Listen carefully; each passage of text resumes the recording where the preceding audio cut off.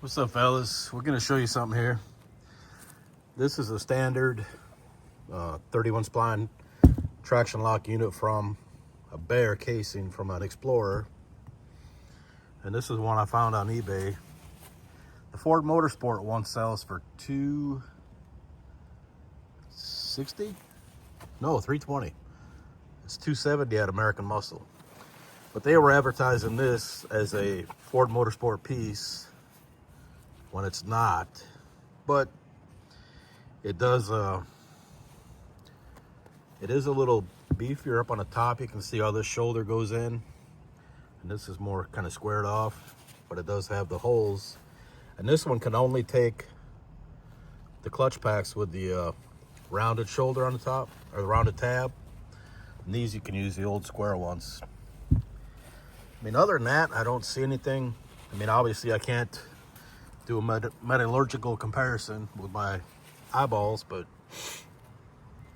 I've heard of guys that have had these, or one guy in particular mentioned a buddy that had one, and then he had a, what did he have, like a 600 or 700 horsepower Cobra, and he blew the guts out of this when he launched. But that's not going to happen with my pickup. So especially with an automatic. At first I was going to send this back, but now I'm just like, I'll run it. It seems pretty well put together. Everything seems good. So I don't see a reason not to run it.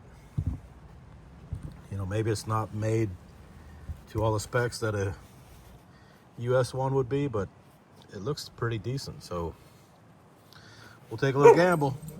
And so I picked this up, and then I got this kit from, it was on Rock Auto. It's like 90 bucks. Came with a gasket, all new bearings, seals, the whole deal. So we're gonna put all this together using this with the 410 gear I got, and get her put in the truck. Just don't know when yet. I gotta get it running first. Still in the midst of changing the both fuel pumps and the back tank. But just want to show you what this is about. That was the main intention of this video. Do a little comparison side by side against the traction locks. I'll put a link to it in the comments. Maybe you guys can spot something I'm missing. If you do, let me know. Appreciate y'all. Later.